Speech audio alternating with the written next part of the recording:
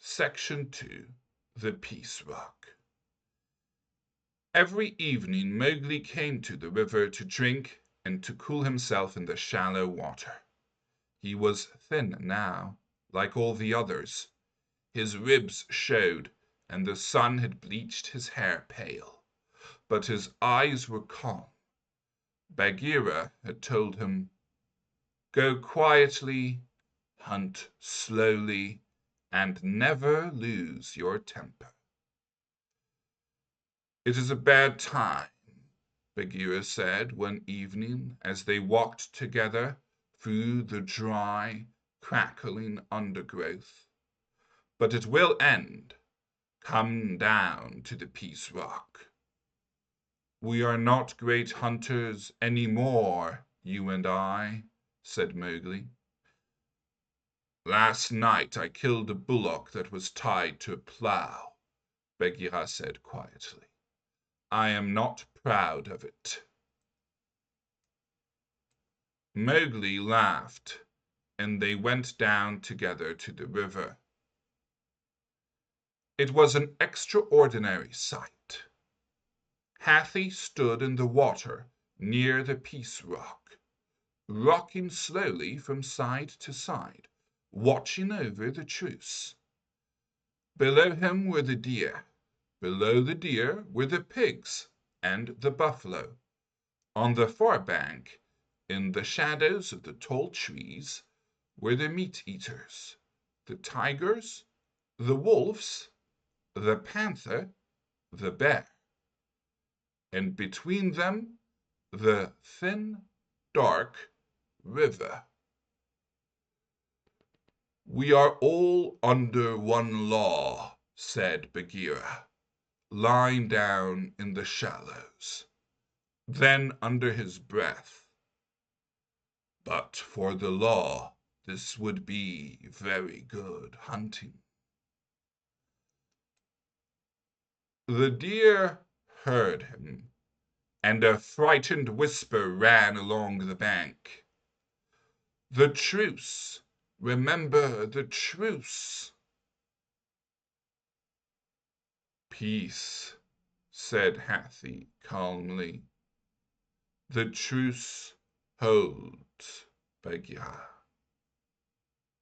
"Of course," said Bagheera, rolling his yellow eyes.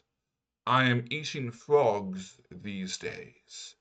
I would be happy to eat branches."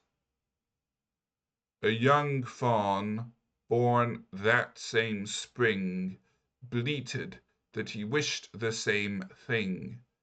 Even Hathi laughed at that, and Mowgli, lying in the warm water, laughed loudly and kicked his feet in the air. Slowly the animals began to talk across the river, sharing their bad news. The deer spoke of long days walking with no food. A young Sambur said he had passed 3 dead farmers on his way to the river, lying still beside their animals. "We will lie still too soon," he said. "We will lie still too soon," he said. "Has the river fallen since last night, Hathi?" asked Baloo. "It will pass," said Hathi, sending a thin stream of water along his back. "It will pass."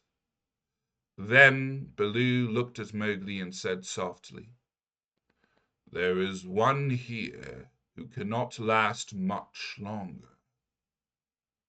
"I?" said Mowgli, sitting up straight in the water. "I have no thick fur to keep off the heat, but if someone took off your fur, Baloo—" Hathi shook all over at the idea. "Man cub, that is not a proper thing to say to your teacher," said Baloo. "I only meant that your fur is like a coconut shell, and I am the coconut inside, with no shell at all." Before he could finish, Bagheera put out a great paw and pushed him under water. "First Baloo must be skinned," said Bagheera, as Mowgli came up spluttering, "and now he is a coconut. Be careful. Ripe coconuts fall and break heads." "What does that mean?" said Mowgli, and Bagheera pushed him under again. When he came up a second time, Baloo said firmly, "It is not good to make jokes about your teacher." But even Baloo's eyes were smiling.